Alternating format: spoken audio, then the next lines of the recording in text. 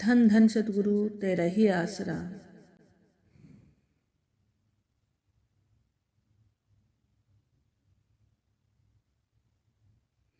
सतगुरु जी की प्यारी साध संगत जी, सतगुरु जी हमारी मदद किसी भी रूप में आकर जरूर करते हैं। तो प्यारी साध संगत जी, आज हम आगे सुनेंगे कि कैसे कर्मों का फल भुगतना पड़ता है। साध संगत जी, सबसे अधिक दूषित अगर कोई है तो वह है आज का इंसान। कर्मों के फल से कोई नहीं बच सकता है। मनुष्य कैसे अपने किए हुए फल को भोगता है, आइए इस कहानी के माध्यम से जानते हैं। एक पेड़ पर अपने बच्चों के साथ एक गिद्ध पक्षी रहता था। गिद्ध अपने बच्चों से बहुत प्रेम करता था। एक दिन गिद्ध के बच्चे गिद्ध के साथ घूमते हुए कहीं जा रहे थे। तभी उन्होंने देखा कि एक स्थान पर एक स्त्री और पुरुष बैठे हुए थे, जिनकी हालत बहुत ही दयनीय थी। दरअसल वे दोनों कोढ़ी हो चुके थे। उनके शरीर में जगह जगह जख्म बने हुए थे। जगह जगह से शरीर से रक्त रिस रहा था। भयंकर पीड़ा की वेदना से वे दोनों करहा रहे थे। उनके पास कोई भी व्यक्ति आता जाता नहीं था।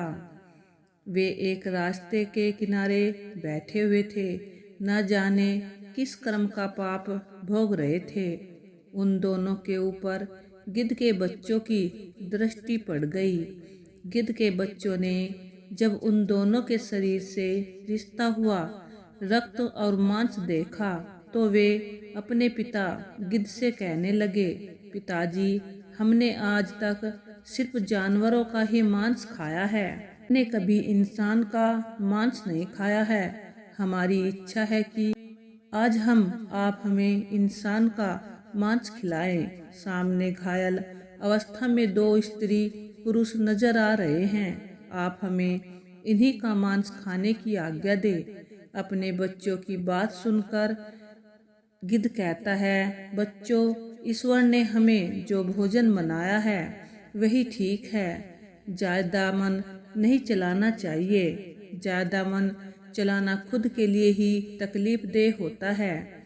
आजकल इंसान का मांस बहुत दूषित हो चुका है। वह किसी के खाने योग्य नहीं रह गया। इंसान इतना नीचे गिर गया है कि उसके कर्म देखकर बड़ी लज्जा आती है। धर्म कर्म की समझ रखने वाला वह इंसान इतना नीचे गिर जाएगा, हमने कभी नहीं सोचा था। गिद्ध बोला, हे बच्चों, आजकल भूखे रह लेना, पर इंसान के मांस को खाने की कभी मत सोचना। गिद्ध के बच्चों ने पूछा, पिताजी, ऐसी क्या बात है जो इंसान का मांस हम नहीं खा सकते? तब गिद्ध कहता है, बच्चों, मैं तुम्हें एक कहानी सुनाता हूँ। यह कहानी इन्हीं दोनों स्त्री पुरुषों की है, जिनका मांस खाने के लिए तुम लालायित हो रहे हो। यदि तुम इनके कर्म जान लोगे तो कभी इंसान का मांस खाने की जिद नहीं करोगे। तब गिद्ध के बच्चे कहते हैं, हाँ पिताजी, तुम हमें वह कहानी जरूर सुनाओ। आखिर हम भी तो जाने कि इंसान का मांस क्यों नहीं खा सकते। आपकी कहानी हम मन लगाकर सुनेंगे। कृपया पिताजी हमें जरूर सुनाइए। तब गिद्ध वहीं पर एक पेड़ पर बैठ जाता है और अपने बच्चों को कहानी सुनाने लगता है। वह कहता है, बच्चों, यह कहानी इन्हीं दोनों पुरुष और स्त्री की है जो नीचे कोढ़ी के रूप में बैठे हुए हैं। इससे पहले यह दोनों एक शहर के राजा और रानी हुआ करते थे। इस पुरुष की इससे पहले एक पत्नी थी जो भगवान को प्यारी हो गई। राजा और रानी के बीच बहुत ही अटूट प्रेम था। राजा अपनी पहले वाली रानी से बहुत प्रेम करता था। राजा के राज्य में चारों तरफ खुशहाली थी। प्रजा भी अपने राजा का बहुत सम्मान करती थी। राजा भी अपनी प्रजा की भलाई के लिए काम करता था। किसी तरह की प्रजा में कोई दुख नहीं था। इस प्रकार राज्य कार्य करते हुए राजा का समय बड़े आनंद से बीत रहा था। संगत जी, कुछ समय बाद रानी ने एक कन्या को जन्म दिया, लेकिन दुर्भाग्य से बेटी को जन्म देकर वह महारानी स्वर्ग सिधार गई। राजा को इस बात से बहुत सदमा लगा। राजा के मन में यह बात बैठ गई कि मेरी जो बेटी हुई है, इसी बेटी के कारण मेरी प्राण प्रिया रानी की मौत हुई है, क्योंकि राजा रानी को बहुत चाहता था। रानी का गम राजा से बर्दाश्त नहीं हुआ। इसी गम के चलते राजा की हालत बिल्कुल पागलों जैसी हो गई थी। उसने यह बात अपने दिलो दिमाग में बैठा ली थी कि मेरी बेटी के कारण ही मेरी पत्नी की मृत्यु हुई है। अब तो वह अपनी बेटी को बिल्कुल भी प्यार नहीं करता था, ना ही उसकी तरफ देखता था। मन ही मन वह उससे नफरत करने लगा। वह हमेशा कहता था कि मेरे घर में यह बेटी नहीं, यह तो कुलक्षणा हुई है, इसी के कारण मेरी रानी की मौत हुई है। राजा को सबने समझाया कि देखो, जो होना था वह तो हो गया, अब क्यों बेटी से नफरत करते हो। परंतु राजा के समझ में कुछ नहीं आ रहा था। रानी बड़ी ही धार्मिक प्रवृत्ति की थी। वह भगवान शिव की बहुत पूजा पाठ करती थी। उधर राजा ने अपनी बेटी को ही रानी की मौत का जिम्मेदार मान लिया था और वह अपनी बेटी से मन ही मन बहुत नफरत करने लगा था। धीरे धीरे राजा सदमे में पहुंच गया। अब तो उसका राजकाज में भी मन नहीं लगता था और ना ही वह प्रजा की भलाई के बारे में सोचता था। राजा की ऐसी हालत देखकर राजा के सभी मंत्री, दरबारी और रिश्तेदारों को चिंता होने लगी। अगर राजा इस तरह रहेगा तो राज्य की प्रजा बहुत दुख भोगेगी। इस इतने बड़े राज्य का क्या होगा। राजा की ऐसी हालत के बारे में जब पता चलेगा तो पड़ोसी देश के राजा बुरी मनसा से हमारे राज्य पर आक्रमण कर देगा और हमारा राज्य बिल्कुल नष्ट भ्रष्ट हो जाएगा। इसकी तरक्की रुक जाएगी। सबने राजा को मिलकर खूब समझाया, लेकिन राजा के मन से रानी की यादें नहीं निकल रही थी। राजा की अबोध बच्ची हमेशा रोती रहती थी, लेकिन राजा उसे नजर भर के भी नहीं देखता था। दासियां ही उसे राजकुमारी का लालन पालन करती थी। राजा तो उसे कुलक्षणा कहता था और इसीलिए उसका नाम कुलक्षणा पड़ गया। घर के रिश्तेदारों और मंत्रियों ने सलाह दी, इसीलिए उन्होंने राजा से दूसरा विवाह करने का प्रस्ताव रखा, जो राजा को सही लगा, क्योंकि रानी का गम भुलाने के लिए यह जरूरी था और उस लड़की के लिए भी एक माँ की जरूरत थी। दासियां कब तक उसका पालन पोषण करती रहती। इस प्रकार राजा ने अपना दूसरा विवाह रच लिया और घर में दूसरी माँ आ चुकी थी। लेकिन उस लड़की से जब उसका पिता ही प्रेम नहीं करता था तो वह दूसरी माँ क्या खाक करती। राजा की दूसरी पत्नी भी उस लड़की से नफरत करने लगी थी। उसने कभी उस बच्ची को नहीं अपनाया। धीरे धीरे समय बीतने लगा। राजकुमारी अब 1 साल की हो गई थी और राजा तो उसे देखता ही नहीं था। जब वह अपने आंगन में ठुमक ठुमक कर चलती थी तब भी राजा का मन नहीं पिघलता था। राजा तो उसे नफरत की दृष्टि से देखता था। इसका फायदा दूसरी रानी भी उठाती थी। धीरे धीरे राजा की दूसरी पत्नी भी गर्भ धारण करती है। समय के साथ उसने भी एक कन्या को जन्म दिया। अपनी बेटी और अपनी स्त्री को सुख देखकर राजा बड़ा प्रसन्न हुआ। उसकी प्रसन्नता की वजह यही थी कि उसकी रानी बिल्कुल ठीक थी, इसीलिए वह अपनी कन्या को अच्छे लक्षणों वाली समझ रहा था। अब तो राजा ने प्रजा में मिठाइयाँ बंटवाई और अच्छे से उस दूसरी राजकुमारी का नामकरण संस्कार करवाया। राजन ने उसका नाम सौभाग्यवती रखा। इस तरह सौभाग्यवती और कुलक्षणा दोनों ही साथ साथ पलने लगी। धीरे धीरे समय बीतता रहा। राजा रानी सौभाग्यवती को बहुत प्रेम करते थे, लेकिन जिसे वे कुलक्षणा मानते थे उसे फूटी आंख से भी नहीं देखते थे। समय अपनी गति से चलता रहा। धीरे धीरे राजकुमारी सौभाग्यवती को शिक्षा दिलाई गई। राजकुमारी की तरह उसके हर काम कराए गए, लेकिन कुलक्षणा को शिक्षा का भी प्रबंध नहीं किया गया। धीरे धीरे जब दोनों कन्याएं बड़ी हुई तो देखने में दोनों बराबर की लगती थी। दोनों में ज्यादा अंतर नहीं था, पर उनके पालन पोषण में राजा रानी की तरफ से बहुत अंतर था। सौभाग्यवती के जो कपड़े होते थे, अगर वे पुराने हो जाते कर कुलक्षणा को पहनने को दिया जाता, क्योंकि जब उसके पिता ही उससे प्रेम नहीं करते थे तो दूसरा कौन देखने वाला था। बेचारी की माँ तो नहीं थी। धीरे धीरे दोनों लड़कियां सियानी हो रही थी। एक दिन रानी कहने लगी, राजा साहब, लड़कियां बड़ी हो गई हैं, अब इनकी शादी हमें करनी चाहिए। जो कुलक्षणा थी वह बड़ी ही धर्म प्रवृत्ति की थी और अपनी माँ की तरह उसकी माँ भी बहुत ही धार्मिक थी, जो उसे जन्म देकर मर गई थी। वह भी बहुत धार्मिक थी और हमेशा भोले बाबा की बहुत पूजा पाठ किया करती थी। जबकि सौभाग्यवती बड़े घमंड में रहती थी। उसे यह घमंड था कि वह राजकुमारी है, उसके पास माँ और पिता दोनों का प्यार है, लेकिन बेचारी कुलक्षणा को माता पिता का प्रेम नहीं मिलता था। कुलक्षणा कुछ ज्यादा ही समझदार थी। उसकी सौतेली माँ कुछ भी कहती, चाहे उसकी बहन कुछ भी कहती रहती, वह चुपचाप सुन लिया करती थी। राजा रानी को छोड़कर महल के बाकी सभी लोग कुलक्षणा से हमदर्दी रखते थे, लेकिन सौभाग्यवती और उसकी माँ हमेशा उसे डांट रहती थी। राजा तो अपनी बेटी सौभाग्यवती को देखकर फूला नहीं समाता था। जिसे वह कुलक्षणा मानता था, उसे देखकर तो वह रास्ता ही बदल लेता था। बेचारी कुलक्षणा अपने पिता के प्यार को पाने के लिए तरसती रहती थी, लेकिन राजा कभी उसे अपनी आंखों के सामने भी नहीं आने देता था। राजा ने सख्त हिदायत दे रखी थी, जब वह महल में आए तो उसकी बेटी कुलक्षणा उसके सामने न आए।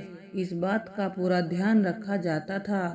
अब जब बेटियां शादियों के लायक हो गई तो शादी तो करनी ही पड़ेगी, भले ही राजा उसे कितना ही नफरत करता क्यों न हो।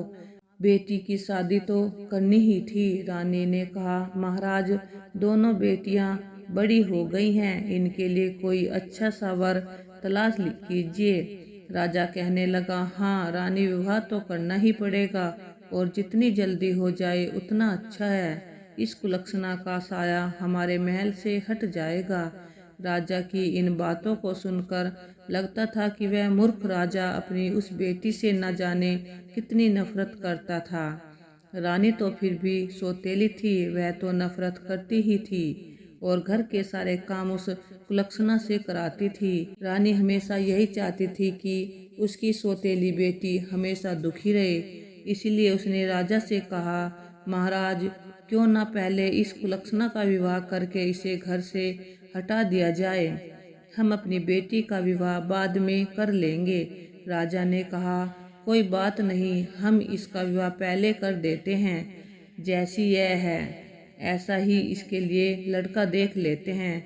रानी कहने लगी, और अरे राजा साहब, इसके लिए तो कोई अंधा भीख मंगा लड़का ही ठीक रहेगा। वह कहाँ राजा महलों से के लायक है, वह कहाँ राज महलों के लायक है। जहाँ भी जाएगी माँ का बेड़ा गर्क कर देगी। यह तो अपनी माँ को खा गई है, वहाँ भी न जाने क्या क्या कर देगी। इसके कारण हमें न जाने क्या क्या सुनने को मिलेगा। इस पर राजा ने कहा, रानी साहिबा, तुम बिल्कुल ठीक कहती हो। राजा ने तुरंत ही अपने महल में नाई और पंडित को बुलवाया और कहा, कुलक्षणा के लिए एक अंधा और परिवार से वर ढूंढ कर आओ, जिसका कोई परिवार न हो। राजा की आज्ञा पाकर नाई और पंडित वर की तलाश में निकल पड़े। वे चलते चलते बहुत दूर एक गांव में जा पहुँचे, जहां उन्होंने एक भिखारी को बैठे देखा। उसका एक बेटा था। माँ बेटा दोनों भीख मांग रहे थे। बेटा अंधा था और घर के नाम पर एक टूटी फूटी घास फूस की झोपड़ी पड़ी थी। नाई और पंडित उसे देखकर बहुत खुश हो गए, क्योंकि कई दिनों से उन्हें वैसा वर नहीं मिल रहा था जैसा राजा चाहता था। नाई और पंडित भिखारी के पास गए और उससे कहा, माई, हम तेरे बेटे के लिए एक बहुत अच्छा रिश्ता लेकर आए हैं। यह सुनकर भिखारन पहले तो हंसी और फिर कहने लगी, क्यों भैया, क्यों वह भिखारी का मजाक उड़ा रहे हो? भला मेरे अंधे बेटे से कौन विवाह करेगा? तब नाई ने कहा, अरे नहीं, वास्तव में हम आपके बेटे के लिए एक बहुत अच्छा रिश्ता लेकर आए हैं, और वह भी राजमहल से। यह सुनकर भिखारिन को विश्वास नहीं हुआ, लेकिन जब उसे राजमहल से नाता जुड़ने की बात पता चली तो वह तुरंत राजी हो गई। नाई और पंडित उस भिखारिन के बेटे के साथ रिश्ता तय कर राजमहल लौट आए और राजा को पूरी बात बताई। इसके बाद राजा ने अपनी बेटी का विवाह उस अंधे भिखारी से कर दिया और दान दहेज के नाम पर भी उसे कुछ नहीं दिया। कुलक्षणा अपनी ससुराल पहुंची तो देखा कि वहां एक टूटी फूटी झोपड़ी थी, जहां बैठने के लिए भी सही जगह नहीं थी। वह भगवान से प्रार्थना करने लगी, हे भगवान भोलेनाथ, यह मेरी कैसी परीक्षा है। मुझे पति भी मिला तो अंधा, अगर जीवन साथी ठीक होता तो हम दोनों मिलकर कुछ कर लेते। खैर, भगवान जो भी करते हैं अच्छा ही करते हैं। कुलक्षणा ने यह मान लिया कि ही उसका परमेश्वर है और उसने अपने पति और सास की सेवा करना शुरू कर दिया। वह उनके लिए खाना बनाती और सबसे पहले उन्हें खिलाती, फिर खुद खाती। उसने अपने जीवन को भगवान की इच्छा मानकर स्वीकार कर लिया और ससुराल में बड़े प्रेम से रहने लग गई। दूसरी तरफ जब काफी समय बीत गया तो रानी ने राजा से कहा, महाराज, अब तो वह मनहूस लड़की हमारे घर से जा चुकी है, अब हमें उससे छुटकारा मिल चुका है। क्यों ना अब हम अपनी बेटी का किसी अच्छे राजघरों में विवाह कर दें। अब बिना देर किए राजा ने नाई और पंडित को बुलाकर टीका की सामग्री लेकर किसी अच्छे राजकुमार की तलाश में भेज दिया।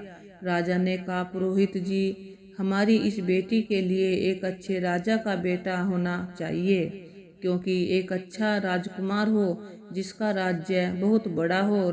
राजा के बताए अनुसार नाई और ब्राह्मण एक चक्रवर्ती राजा के यहाँ पहुँचे, क्योंकि राजकुमारी सौभाग्यवती देखने में बहुत सुंदर थी, इसीलिए उन्होंने राजकुमार भी सुंदर ही तलाश किया। राजा का इकलौता बेटा था और वह एक चक्रवर्ती सम्राट बनने वाला था।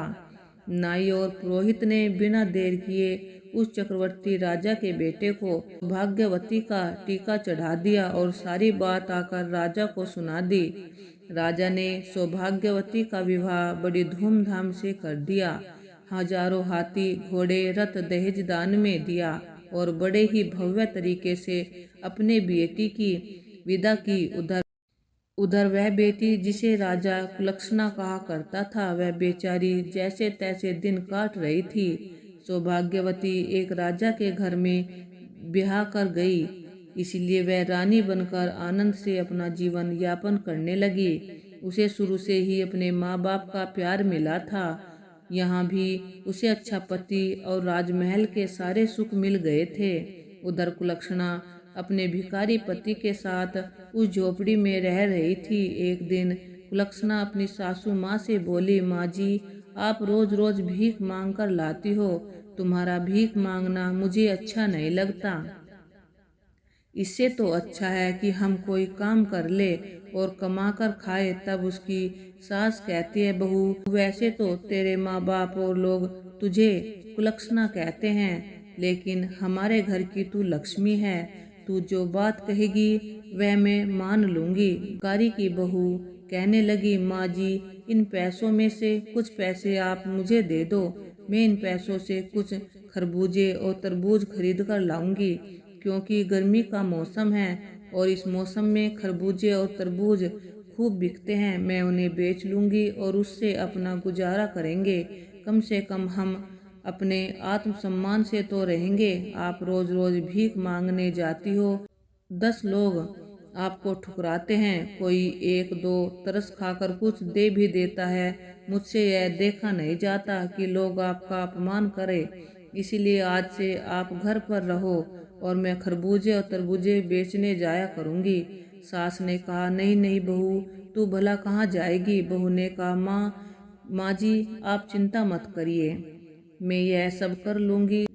उसकी सास और पति भीख में जो पैसे इकट्ठे किए थे वह पैसे अपनी बहू के हाथ में रख देते हैं। बहू ने एक डलिया ली और उसमें कुछ तरबूज और खरबूजा खरीद कर रख लिए। जंगल के रास्ते पर एक मंदिर था, वह उसी मंदिर के सामने जाकर बैठ गई। वहां से गुजरने वाले लोगों को तरबूज और खरबूजे बहुत पसंद आते थे, इसलिए हाथों हाथ उसके तरबूज और खरबूजे बिक गए।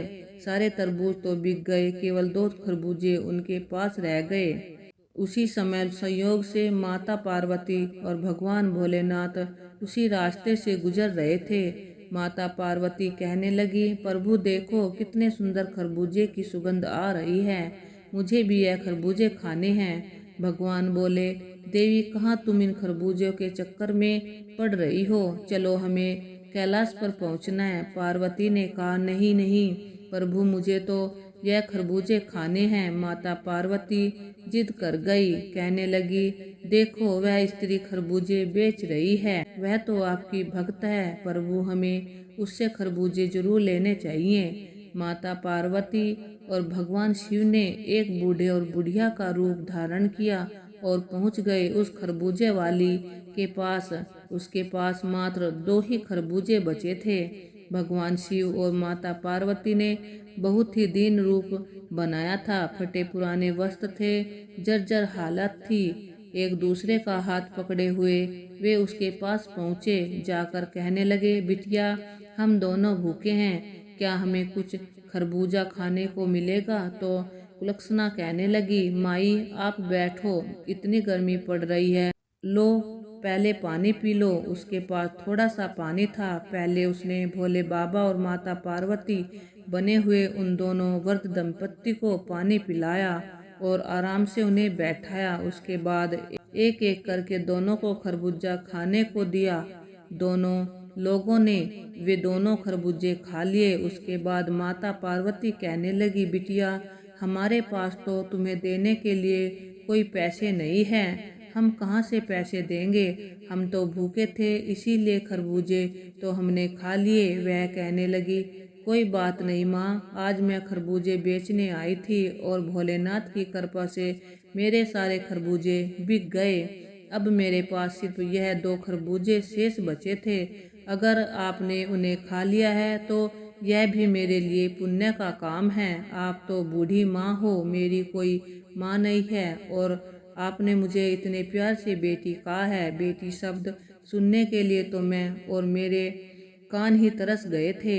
कभी मेरे पिता ने भी मुझे बेटी का प्यार नहीं दिया। तब माता पार्वती बनी हुई बूढ़ी माँ कहती है, बिटिया मैं काफी दूर से चलकर आई हूँ और राह चलने के कारण मेरी सांस फूल रही है, मेरे पैरों में बड़ा दर्द हो रहा है। कुलक्षणा ने कहा, लाओ मैया मैं तुम्हारे पैर दबा देती हूँ। इतना कहकर वह माता पार्वती के चरण दबाने लगी। ठंडी हवा चल रही थी। पार्वती मैया को नींद आ जाती है।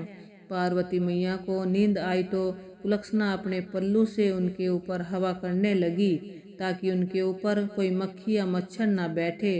भोले बाबा जी वहीं पर लेट गए। जब पार्वती मैया की आंख खुली तो वे दोनों बड़े प्रसन्न हुए। कहने लगे, बेटी तूने तो हमारी बहुत सेवा की है और हमारे पास तो तुम्हें देने के लिए कुछ भी नहीं है, हम तुम्हें क्या दे। वह कहने लगी, कोई बात नहीं माँ, मेरी कोई माँ नहीं है, तुम्हारी सेवा करके तो मुझे माँ जैसा प्यार मिला, ऐसा लगा जैसे तुम मेरी माँ हो।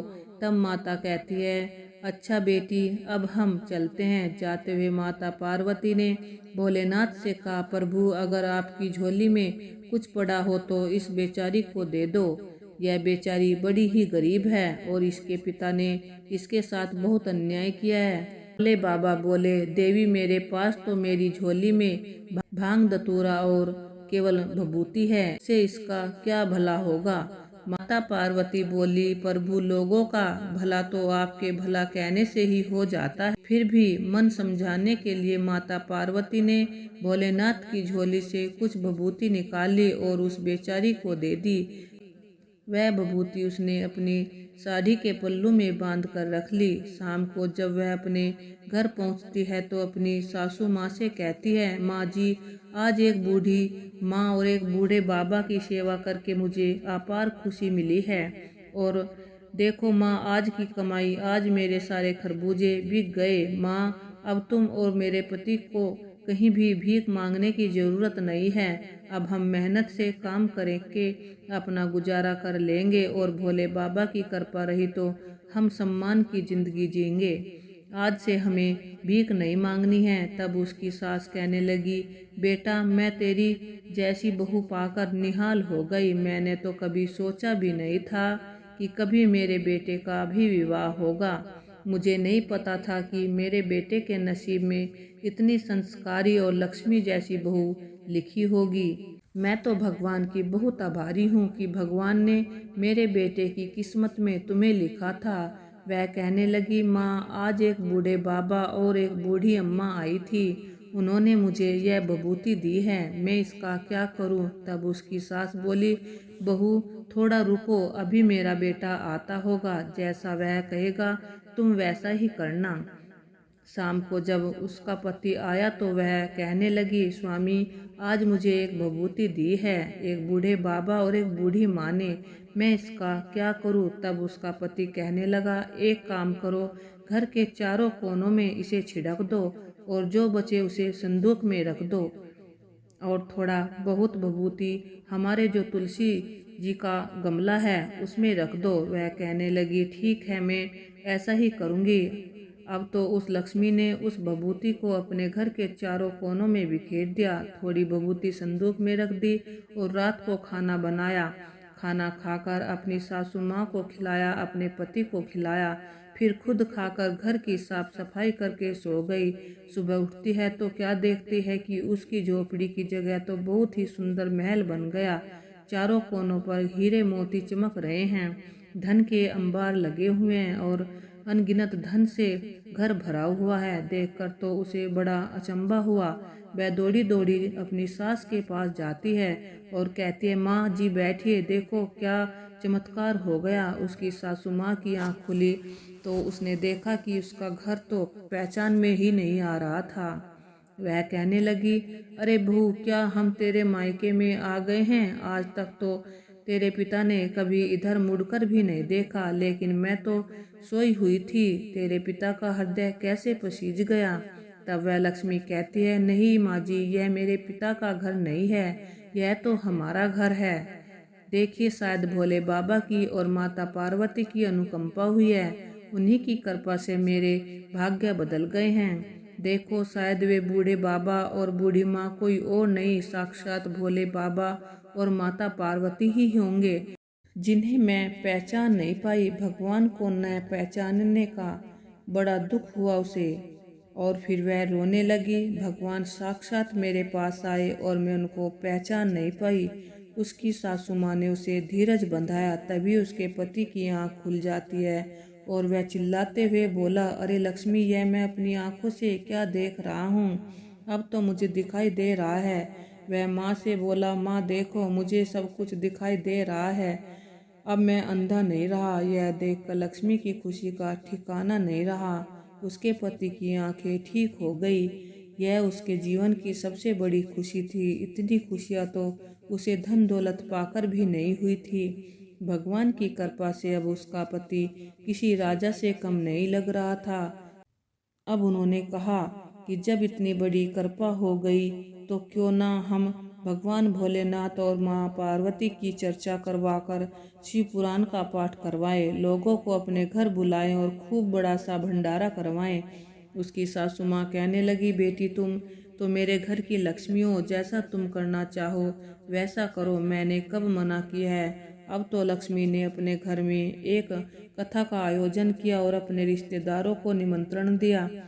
सारे रिश्तेदारों में निमंत्रण भिजवा दिया। एक पत्र अपने एक पत्र अपने मायके के भी भिजवाया और एक चिट्ठी अपनी बहन सौभाग्यवती के घर भी भेजी। निमंत्रण पाकर लक्ष्मी का पिता और उसकी सौतेली माँ भी आए। वे आए तो थे, परंतु उनकी हालत बहुत खराब हो गई थी। वे अपनी बेटी की हालत पर हंसने के लिए वहां आए थे, लेकिन वहां पहुंचकर उसके पिता का तो शर्म से सिर झुक गया। वह सोच रहा था, मैंने अपनी बेटी के साथ ऐसा किया, लेकिन उसका नसीब देखो, नसीब के आगे किसी की नहीं चलती। मेरे चाहने से क्या होता है जब भगवान ने उसका नसीब स्वयं अपने हाथों से लिखा हो। उसके माता पिता को अब बड़ा अफसोस हो रहा था, क्योंकि जब लक्ष्मी और सौभाग्यवती की शादी हुई थी तब उसके पिता ने अपनी बेटी को कुछ भी नहीं दिया था और जानबूझकर एक अंधे भिखारी के साथ उसका विवाह किया था। इसी पाप के कारण उसका पिता और सौतेली माँ दोनों लोग कोढ़ी हो गए थे। बहुत उपचार करने के बाद भी वे ठीक नहीं हुए थे।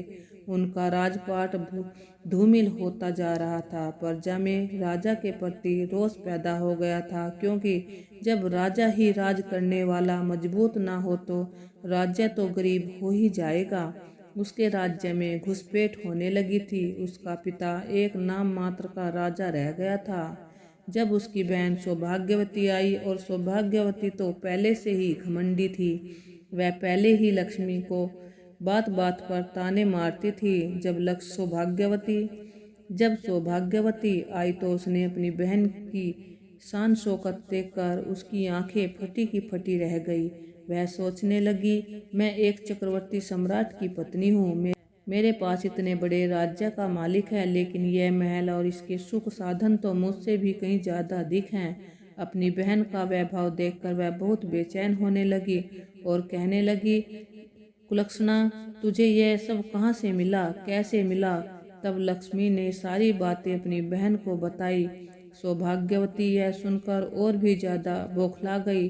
सौभाग्यवती के मन में फिर से लालच आ गया। वह किसी भी कीमत पर अपनी बहन कुलक्षणा को नीचा दिखाना चाहती थी। वह तो चाहती थी कि कुलक्षणा उससे ऊपर कभी ना पहुंच पाए, लेकिन जिसे भगवान उठाना चाहते हैं उसे कौन रोक सकता है। ऊपर उठाने वाला तो वो ईश्वर है, किसको कब क्या देना है कोई नहीं जानता।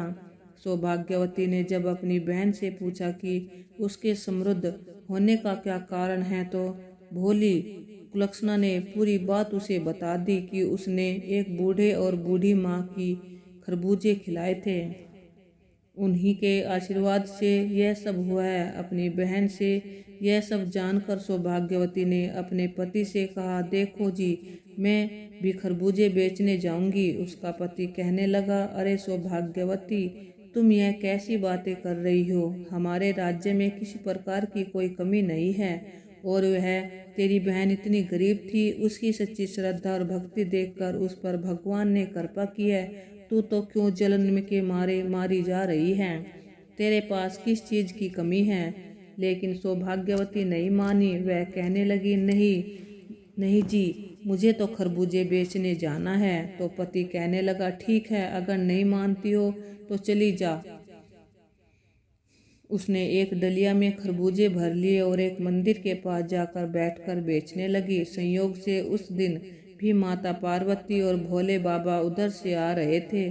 खरबूजे बड़े ही ताजे ताजे थे। पार्वती मैया बोली, बाबा देखो, मुझे खरबूजे खाने हैं। गर्मी का मौसम है और यहाँ बड़े सुंदर सुंदर खरबूजे दिखाई दे रहे हैं। भोले बाबा ने बहुत समझाया, लेकिन पार्वती नहीं मानी। उन्हें तो सौभाग्यवती के खरबूजे पसंद आ रहे थे। अब उन्होंने फिर से बूढ़े का भेष बनाया और एकदम से उसके पास पहुंच गए। उस दिन सौभाग्यवती का एक भी खरबूजा नहीं बिका था। पार्वती मैया कहने लगी, बिटिया, बहुत तेज भूख लगी है, गर्मी के मारे दम निकल रहा है, बहुत प्यास भी लगी है, थोड़ा सा पानी पिला दो और हमें थोड़ा खरबूजा खाने को दे दो। तो सौभाग्यवती कहने लगी, अरे हटो यहाँ से, वैसे भी सुबह से बोनी तक नहीं हुई है, कहाँ से भिखारी चले आए मांगने के लिए। अब पार्वती और भगवान शिव एक दूसरे की तरफ देखकर मन ही मन मुस्कुरा उठे और वहीं बैठ गए। सौभाग्यवती डंडा उठाकर कहने लगी, हटो यहाँ से तुम लोग, कितने हो? मैं यहाँ खरबूजे बेचने आई हूँ, तुम्हें देखकर कोई मुझसे खरबूजे खरीदने भी नहीं आएगा। अभी तक मेरा एक भी खरबूजा नहीं बिका, और जब भगवान शंकर और माता पार्वती आएंगे तो मैं उन्हें कैसे खरबूजा खिलाऊंगी। तुम लोग पीछे हटो।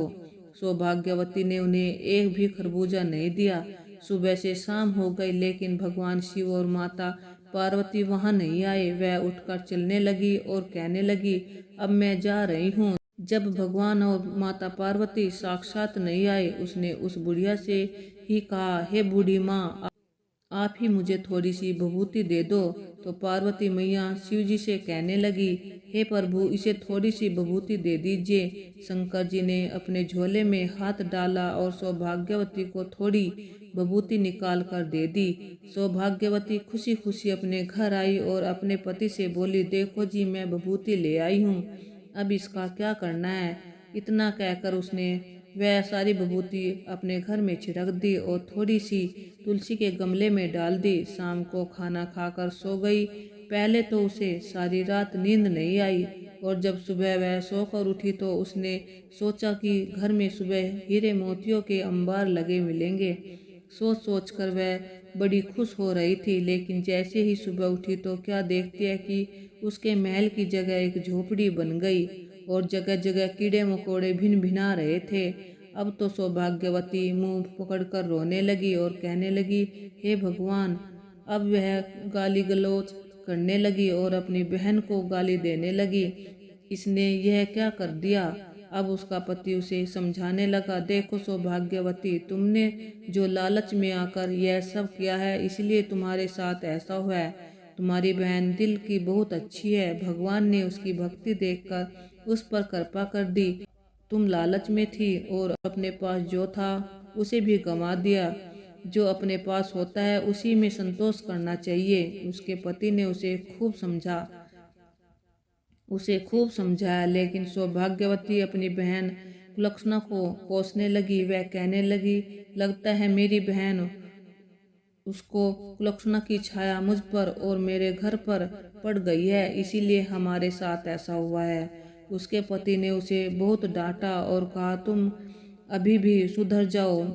जब वह खबर उसके मायके में पहुंची तो राजा और रानी को जो कोढ़ी हो गए थे, वे उसे देखने के लिए आए। अपने माता पिता की ऐसी हालत देखकर सौभाग्यवती कहने लगी, अरे दूर हटो, तुम मेरे घर के अंदर मत आओ। ऐसे माँ बाप की मुझे जरूरत नहीं है जो इतने गंदे हों, जो कुछ रोगों से पीड़ित हों। मैं ऐसे माँ बाप को नहीं रख सकती, ना ही उनकी सेवा कर पाऊंगी। मुझसे दूर रहो। उसके माता पिता अपनी बेटी के दुख में दुखी होने के लिए आए थे, लेकिन उसकी बेटी ने उन्हें डांट फटकार कर भगा दिया। और जब यह बात लक्ष्मी को पता चली कि उसके माता पिता दर दर के भिखारी हो गए हैं, तो उसकी बहन का राजपाट नष्ट हो गया है, तो कुलक्षणा अपने पति के साथ उसे देखने के लिए उसके घर आई। उसने अपना आधा धन देकर अपनी बहन का राजपाट फिर से बचाया और अपने माता पिता को वहां से अपने साथ ले गई, परंतु वे दोनों कोढ़ी हो चुके थे। उनके पाप इतने प्रबल थे कि भगवान शिव की प्रार्थना करने पर भी वे दोनों ठीक नहीं हो सकते थे। तब उन्होंने कहा, बेटी, हमें अपने कर्मों की सजा भोगनी है, तुम हमें माफ कर दो। अपनी बेटी के चरण छूने के बाद क्षमा मांगकर दोनों उसके घर से चले जाते हैं और किसी एकांत स्थान पर बैठकर भगवान की प्रार्थना करते हैं और अपने कुकर्मों की क्षमा मांगते हैं। उनके शरीर से रक्त और मांस गल गल कर नीचे गिर रहा था। भगवान ने उन्हें उनके कर पापों की सजा दी थी। अपने पाप का फल भोगे बिना उनका किसी भी औषधि से इलाज संभव नहीं था, इसीलिए उन्हें एकांत स्थान पर ले जाकर छोड़ दिया गया। अब उन्हें अपनी गलती का पूरा एहसास था कि जिसे वे कुलक्षणा समझ रहे थे, वह तो साक्षात लक्ष्मी निकली और अपनी गलती के लिए भोले बाबा से क्षमा याचना कर रहे थे। उनका पाप बहुत बड़ा था, इसलिए उन्हें कोई आराम नहीं मिल रहा था। वे अपने कर्मों का फल उसी जिंदगी में बैठे बैठे भोग रहे थे। गिद्ध बोला, हे बच्चों, यह दोनों स्त्री पुरुष वही हैं। अब बताओ कि उस इंसान का मांस खाना चाहोगे। उन दोनों की कहानी सुनकर गिद्ध के बच्चे कहने लगे, पिताजी, हमें माफ कर दो। जो हमने ऐसे पापियों को खाने की बात कही, आज हमें पता चल गया है कि इंसान का मांस अब किसी के खाने योग्य नहीं रहा। सबसे अधिक दूषित अगर कोई है तो वह इंसान है। इस प्रकार गिद्ध अपने बच्चों के साथ वहाँ से चला जाता है। इस कहानी से हमें यह सीख मिलती है कि कर्म का दंड हमें जरूर भोगना पड़ता है। जो माता पिता अपनी सौतेली बेटी या बेटे के साथ बुरा व्यवहार करते हैं उनके साथ ऐसा ही हो। बुरे कर्म का फल बुरा ही होता है। धन धन सतगुरु तेरा ही आसरा।